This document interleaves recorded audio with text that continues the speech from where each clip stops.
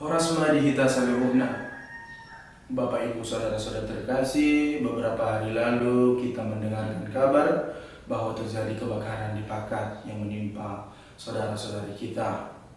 Saya Duli Renaldo Simbolon sebagai putra asli Kecamatan Pakat, Desa Siawatunjulu, mengucapkan turut prihatin, saya turut bersedih atas kejadian itu.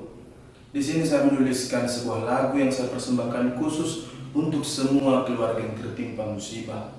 Semoga mendapatkan penghiburan dari Allah Bapa yang Maha Kuasa.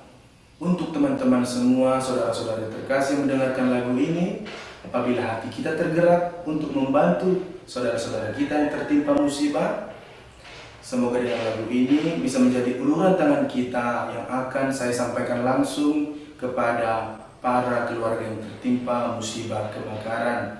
Semoga hati kita berkenan.